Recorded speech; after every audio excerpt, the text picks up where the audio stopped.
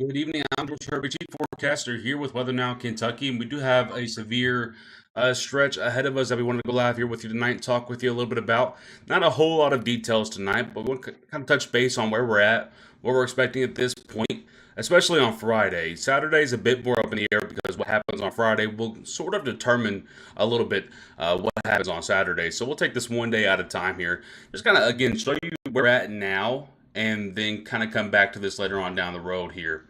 Um, so we have some disconnectivity issues. Let me see what I can do about this real quick. Oh, that's why it's on 60,000 instead of 6,000. Let's fix that real quickly. You guys don't need a 60,000 bit rate. Let's turn that down a little bit. There we go. Now that should be fixed. That was a simple fix there. Lots of lag. Yeah, it should be fixing up now. It should be fixing up now. Sorry about that. I put in the wrong number there. I was redoing everything. Some reason, every once in a while, when I update my OBS, which is the broadcast software that we use, it resets all the settings for like no reason at all. And I guess I missed one while I was doing that. So it should be better now. Let me know what you guys are seeing. Make sure it looks okay before I start going in and everything. I want to say thank you to everyone tuning on in here. We appreciate you. As always, you guys know, don't forget to hit the like button, hit the share button. We appreciate that. Yeah, there's a couple more settings I need to fix as well, but we'll get in on that here in a little bit after I get off the broadcast. That's also why I kind of wanted to go live tonight. It's been a minute since we've been live with you guys. So I wanted to kind of test everything out and just kind of make sure everything's working okay. So it's a good thing we did go live tonight, because if I didn't catch that for the main stream later on this week, it would have been bad news. All right. Like I said, I'm not going to waste too much of your time. I want to thank you for all the shares and likes I'm seeing come across the screen over on Facebook. Thank you to everyone on YouTube. Hello to you. We do have, once again, a severe threat to talk about for Friday and Saturday. So there's been a lot of confusion about this. I want to remind you, there's going to be 2 waves of severe weather. Friday and Saturday. Friday will be more of Western Kentucky into Central Kentucky. Saturday will be more in Central into Eastern Kentucky, mainly Eastern Kentucky. So each side of the state gets their own time, unfortunately, in that severe window. Saturday's a bit more up in the air. Friday's a bit more certain. Once again, what happens on Friday might impact a little bit of what happens on Saturday, just when it comes to timing aspects and whatnot. Let's go ahead and jump into what we're looking at here. So I'm going to kind of just pull up our current temperatures right now that we're seeing across Kentucky. Our high temperatures from today. I just want to kind of touch base on this. Almost everyone made a run at 80 degrees. I don't think anyone technically... Oh, nope, there you go.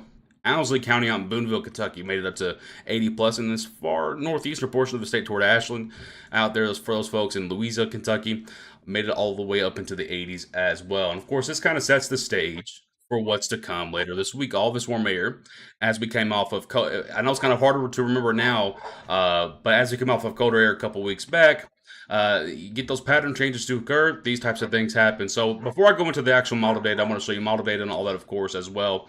But before I actually go into that, I do want to show you, this dog is barking nonstop out here. I do want to show you the current outlooks from the SPC. So here is your Friday outlook.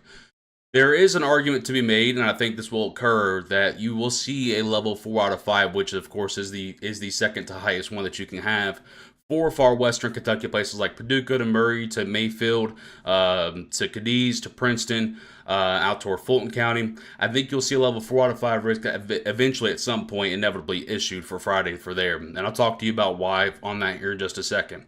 I do also think you can make an argument for down the road that this orange area, a level 3 out of 5 or enhanced risk, probably be shoved a county or a row or two or column, I guess technically, to the east there. Maybe not making it all the way to the I-65 line, but getting pretty close there. And as a result of that, I think you'll see the yellow a bit more east, so on and so forth. And the reason for that, again, I'll explain to you, break it down here in just a second, but will be for wind gust. Winds will be really, really, really strong with this one. We're not talking about the 55 to 60 mile per hour winds. Now, if you're in green or that light shade of green, maybe. But for you folks in yellow and orange, and again, eventually I think there will be a level 4 out of 5, aka moderate risk or aka red zone out here.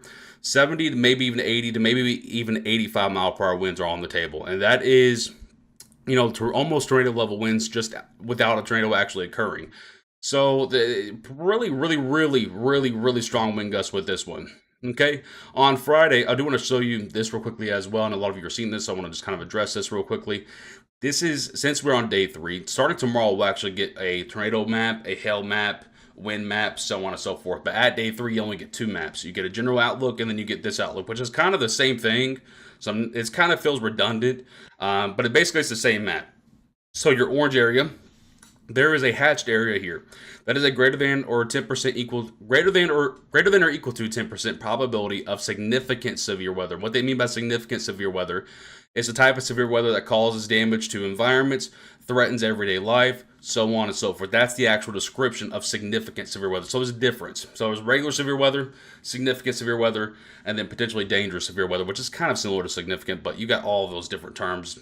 Some people use some terms, some people use other terms. To us, significant severe weather means a threat to everyday life. All right, so just to put that very bluntly for you. That's the type of level that we are looking at for Friday. And potentially again on Saturday. But again, the Saturday one is a lot more up in the air. So it's really tough to answer questions about that one. For Friday, and again, I'll go over the model data and show you the timing and all that stuff. So all of you asking about timing, of course, I'm going to answer that. Just buckle in here with me. For Friday, absolutely everything is on the table. And what we mean by that is tornadoes, hail, damaging winds, flash flooding, so on and so forth. You count it, it's on the table. Maybe not necessarily flash flooding, but the hail is absolutely on the table, especially for the yellow zone. The damaging winds is definitely on the table for the yellow and red zone. And then the tornado threat is definitely on the table for anyone in this hatched area. And again, this is still a couple days out. These areas could change. We are starting to see some shifts on model data, not too terribly bad. But what we're seeing on model data today that's different from the past few days is a bit more moisture to work with. And I know just very simply, storms need a lot of moisture to work with, not only here at the surface, but at thousands and thousands and thousands of feet up in the air. And the reason no one really talked about Friday too much is because for the longest, it looked like we were going to lack moisture above our heads. Well, as of today, and going in, I'm assuming on the model runs coming in here soon, we'll probably still continue to see that uptrend of moisture. And as long as that continues to uptrend, we are at play for significant severe weather on Friday, especially for you folks from Madisonville to Paducah, aka the same areas that seem to always get hit by the severe weather but always miss out on the snow. It's just how it goes around here. As for Saturday, a 15 to 29% risk of severe weather does exist. Again, we are on day 4 for this technically, so you only get this one map. But once we get to day 3, we'll get the map that we just looked at right there with a little bit more detail. Once you get to day 2 and day 1, that's where you get your four maps: your hail, your tornado, your wind risk, and your overall categorical risk. All right, pretty much everyone in the state is at risk here. The reason they kind of just threw a blanket one on this is because, again, it's kind of hard to see. And I'm going to show you what I mean on model data. So, again, this is for Saturday. Pretty easy to read this one. Everyone in the state pretty much is under a threat for severe weather, but I think it's mainly going to be Eastern Kentucky, and I'll show you why. But let's start with Friday here. Let's go over to the model data here, courtesy of Pivotal Weather, and kind of show you what we're looking at here. All right. So I'm going to do a regional view here just so you kind of get a look. And then we're going to do a more zoomed in look. All right. So as for Thursday, by the way, real quick, I wanted to mention Thursday morning might see some scattered downpours, very small shower, kind of like those summertime showers where they're very small but powerful. No real severe threat to them as they're coming in the morning time. It'll actually be late tonight going into Thursday morning and then well into Thursday. Again, you kind of see there for yourself, just some light showers kind of scattered about, maybe a heavy downpour or two up here toward the I-64 corridor by the afternoon time on Thursday. Nothing too crazy to worry about for Thursday. All right, which is good news because we actually have a lot of energy in place. So it's actually good news that we don't have a lot to worry about on Thursday. All right. It's Friday that we really have the concern that starts to creep up. And I'll break it down a little bit more for you here in a second, but you kind of see this line just kind of pops about here. Now, for you weather conspiracy theorists, this is not man-made. There's a reason for this. We had the jet stream coming along, an axis of moisture, and then a cold front dipping down all the way from the north there. And what that's doing is creating an extremely strong low pressure. And once those three things meet up together, you have a cyclogenesis to occur. That low pressure gets stronger and it starts to spawn out storms, or right along the drive line or along the cold front, whichever one you're dealing with in that aspect.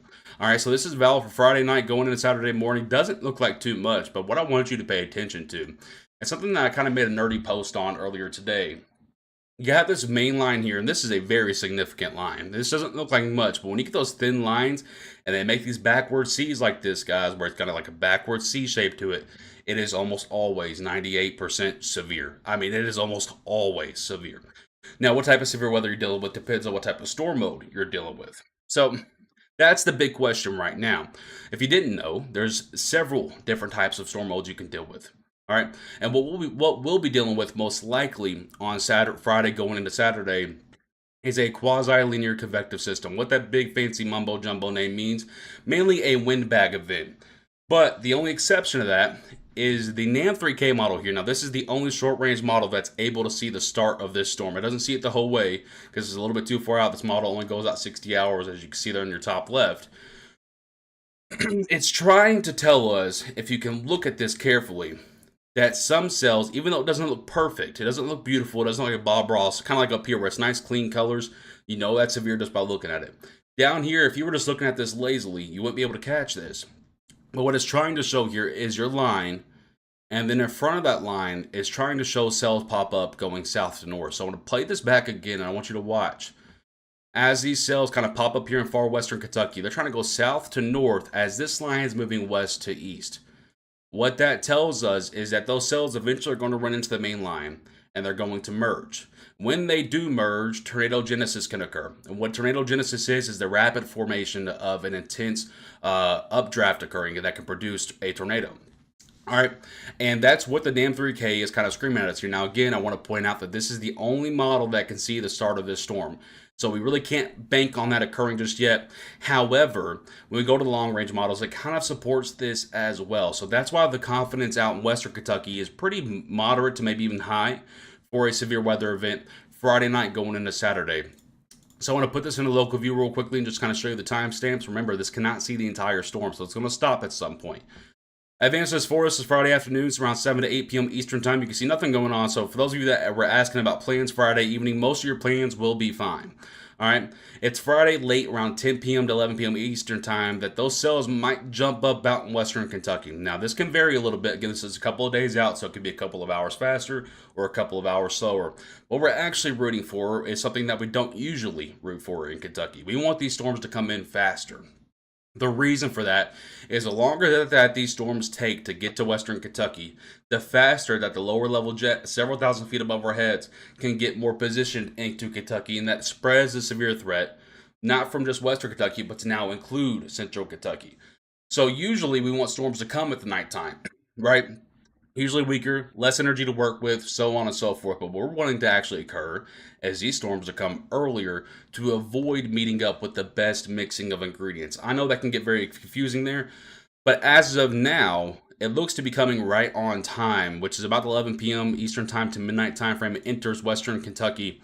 And again, it doesn't look like much, but if you just look and pay attention to the shape of the line and the cells, you got these little curves all around.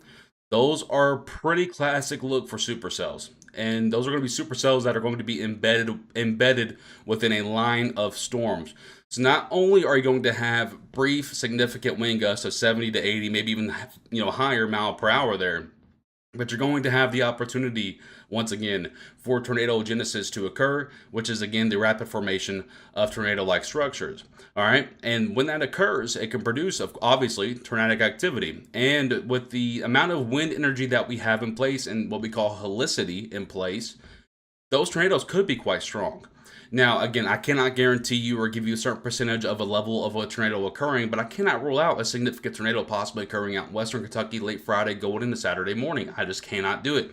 When we're seeing what we're seeing here, when we're talking about the wind energy above our heads, the wind energy at the ground, how strong the low pressure is. I'm guessing you guys have seen this all over the internet, how strong the low pressure is. All right, we have all those things mixing together. We cannot rule out the possibility of a strong tornado or two happening out western Kentucky as this line moves east. All right, as the line does move east, you kind of see for yourself, it does begin to weaken just before it gets to the I-65 line. Once if I go back here, you see how the line is thinner? That indicates a stronger line of storms. Once the storms start to widen out like that, get more rain involved with it, they begin to outflow. That changes the threat. So now the threat for Elizabethtown to Bowling Green, to Litchfield, to Meade, to Breckinridge County, back out west toward Owensboro, Franklin, so on and so forth. Your threat, mainly for Friday night going into Saturday, while we can't rule out, of course, a couple tornadoes, I don't think that's as likely as outflow winds. Outflow winds happen when a storm line begins to die. And when that storm line dies, it usually creates a gust front, basically a mini cold front to occur. All right, we've seen this several times around here. temperatures drop rapidly, wind gusts significantly rise very briefly, and then the storm kind of just dies out. And it's when that storm dies out that it leaves an outflow boundary. Basically, an invisible line of storms that we can't see that's not happening. All right. And the next day, whenever the storm energy rises just enough, it will spark that outflow boundary once again, kind of like you're leaving, if you're taking a gas can and you're pouring gas along the concrete, right? Or you're pouring gas into your lawnmower and you drip some along your concrete.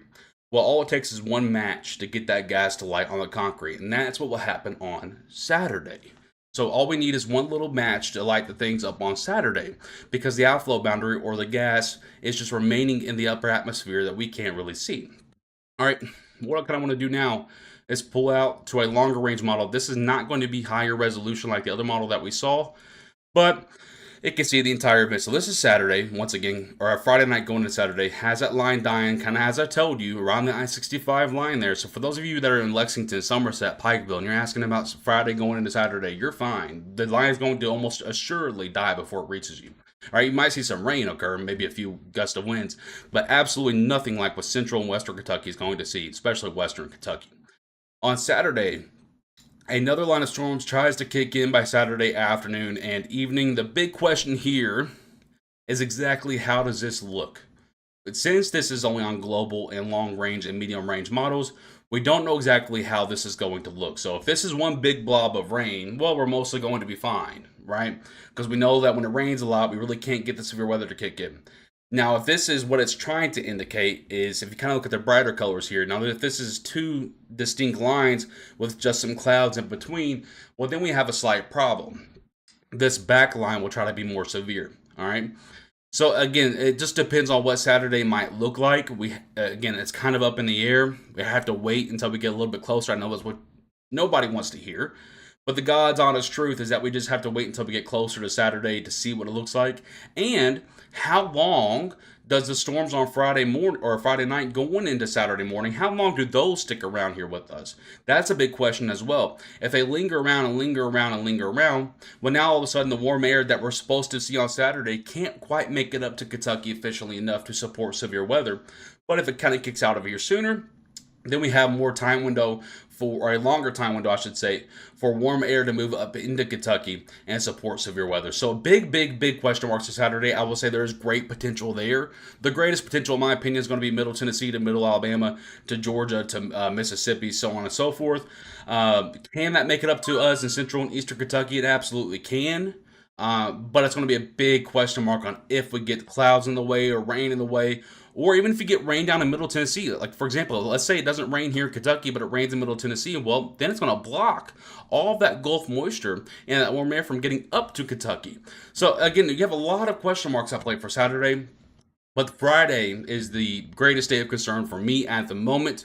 Again, especially Friday night late going into Saturday morning, especially for Western Kentucky, where we see the highest probability for severe weather. I'd have to almost agree with this map almost verbatim right here. I mean, we were going to make our own forecast, but the NWS did a great job in our eyes. So I really didn't want to confuse everyone by making two separate maps. That's happened a lot in the past. But this is a phenomenal map based upon what I've seen so far today. And again, this can absolutely change. It can expand more east. It can shrink back more to the west. It can go more north, more south. You know, these things are very fluid systems. So we'll just keep an eye on it, keep you updated on what to expect, so on and so forth. I'll get to a few of your questions here in just one moment. Of course, I'm going to give you a quick message from our sponsors. Thank you to them so much. Without them, we can't be here for you guys 24/7. FBI Buildings has over a half a century of experience in renovating, remodeling, and rebuilding any residential and commercial building. They also can give your pole barns new life. If any disaster does hit, be sure to go to FBIbuildings.com for a free quote. Digital Solutions in Radcliffe, Kentucky is a family-owned tech shop. Be sure to repair or purchase any device from them and keep the business local. Thank you to Kayla and her team for supporting W&K. It's a good idea after this harsh winter to make sure your roofs are ready to go for the springtime storms. If you're in or around Hardin County, make sure you check out Hyper Roofing at the link on your screen. And that link, by the way, will also be in the description below. I could list all of their accolades, but just know if I trust them and recommend them to you, that my word is good. Get ahead of the storms by making sure your home is ready for them. Right Implement has over 15 locations throughout all of Kentucky and making it convenient for you to go shop with them. They're our longest standing sponsor, and we appreciate them so much for their support.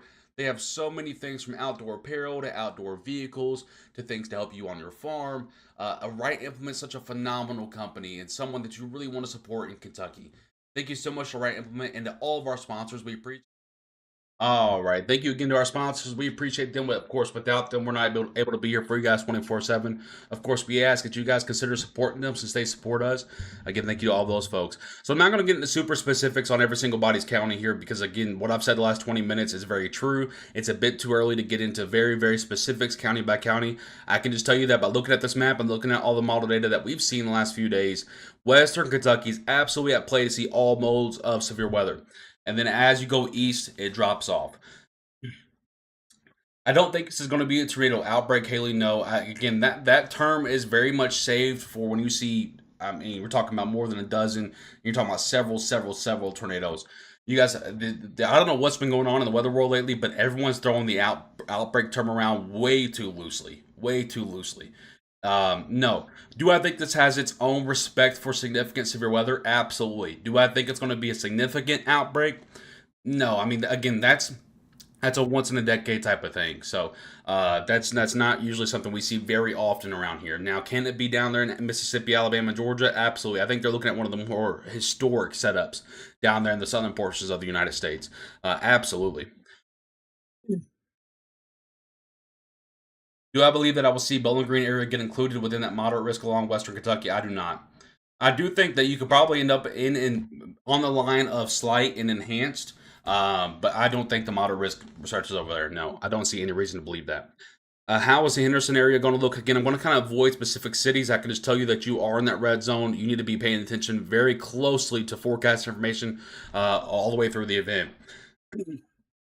Again, time frame for the Friday night storm is going to be late on Friday, 10 to 11 p.m. ish or so for Western Kentucky, stretching into the early Saturday mornings for early Saturday morning hours for Central Kentucky, and then once again another round may be impacting the area late Saturday night going into Sunday morning, but a lot more question marks do exist on that portion of severe weather. Do I need good shelter in Hunter County? Again, we'll have to wait till the day of. I don't get into that stuff, guys, because if I tell you guys to go to a shelter 3 days beforehand and something doesn't happen, you come back to me yelling at me. So I don't get into the whole shelter game or telling you what to do with your life. I'll just tell you, I call myself a weather communicator. I tell you what's happening. You got to make the decisions for yourself. Right. So again, a lot of this can change by Friday, Saturday when the actual events start. I'm just kind of telling you for the purpose of this video tonight is kind of just explain to you where we're at this moment, what may occur in the future, and then we'll just kind of keep you updated as we get a little bit closer. But I don't get into the whole telling you guys what to do game. That's always a setup for failure. So, what do you, in your opinion, believe that is going to happen weather-wise? Again, I do think a significant bout of severe weather is possible for Western Kentucky in this red zone for Friday night going into Saturday. On Saturday night, where that second round of severe weather is, again, I don't want to give an answer to that because there is potential there, absolutely, but there are a lot more question marks than answers at this moment. How does this perform on Friday? How big is the rain shield on Saturday morning in Middle Tennessee? How does the warm air come up to Kentucky if there is a big rain shield? How wide is the rain shield once it gets to Kentucky? What type of storm mode are we going to be in on Saturday? All those are questions that we still have that cannot reasonably be answered right now. So that's where we're kind of just taking it easy on Saturday, telling you there's a risk there, but not really going too far into it because there's just not enough data to support either way yet. Sabrina, I appreciate that. Oh yeah, Steven, I'll be doing, live broadcast. I'm probably going to do a YouTube video upload tomorrow, sometime in the afternoon, kind of updating you guys on where we're at. And then, of course, during the event, we'll be live with you guys, of course, 24/7 there. Do I think the enhanced risk could be shifted into Bowling Green? I think you'll probably end up on the line between enhanced and slight. That's where I'm thinking right now. Of course, that can change. And this storm is kind of just now getting on land, so now it's starting to get now it's beginning to get sampled out to the west there. It's beginning to get more information to be able to be put on model data. So I really do expect to have a really good answer for you guys by tomorrow night when we do that video upload on YouTube. I do really expect to have a solid answer for you guys. So make sure you guys are, of course, subscribed to us on YouTube over there. If you're not, it's really easy to search weather now Kentucky, and I'm sure we'll pop up pretty fast. Am I going to be live during the tornado outbreak? Well, I don't want to call a tornado outbreak, Vicky, but yes, I will be live during the severe weather episode. I think we got to be really careful with the outbreak word. That's a word that triggers a lot of folks, and rightfully so. And that's why I'm very careful saying that. I've only ever said that twice, and it was May 26th of 2024. That was the day before my son was born, and that was absolutely valid. We had 20 tornadoes that day, and then there was, oh goodness, when was the other day? Sometime back in 2022. Can't remember exactly though. That's the only two times I've ever said that word. I'm very careful with the outbreak word because it's to me it's like when you're going to tell someone you love them for the first time. You got to be really careful with it. It's something very sensitive. Same thing with the outbreak word. You got to be very careful with that. Not everything that we ever see is an outbreak. May 26th last year was rough. Yep, I got done forecasting right around 1 a.m. and then 5 a.m. the next morning. 4 hours later, we went to the hospital, and about 12 hours after that, we had our son. So it was a crazy period, Man, that was my anxiety attack that day. Yeah, that was a big one. That was a big one. Not only did we have all those tornadoes that day, but we had significant severe winds. I mean, it was crazy. And then we spent the week prior to that. So a lot of folks just see us on the actual day of the event, but a lot of folks don't see the amount of time that we put in days before the event, sometimes weeks before the event. So I went from doing all that for 4 or 5 days straight, and then we have a severe threat just a few days before that as well. So that was almost a 7 or 8 day stretch there that we were working. I mean, it felt like 15 hours plus every day, and then we go from that to having a kid right after that, literally hours after one of the more historical events in the state, and then it was just insane time. Insane time. Let's see here. When does it start? Again, late Friday night, going into Saturday morning if you're in Western Kentucky, and then maybe another round on Saturday afternoon going into the evening time frame. So, again, that's kind of going to wrap it up for us here. I just want to do a very simple broadcast here with you guys, kind of just tell you all where we're at right now. If you did miss anything in the broadcast, this is going to be both on our Facebook and YouTube, available for you to watch at playback at any point you would like to watch that. Again, not going to get into too many specifics on this because we're kind of just in a general mode right now. Tomorrow night, we should be able to give more specifics to folks and allow folks to really get updated on what to expect. I'm George Herbig, Chief Forecaster here with Weather Now Kentucky. Thank you so much for tuning in to our broadcast here. And until next time, of course, stay safe, Kentucky.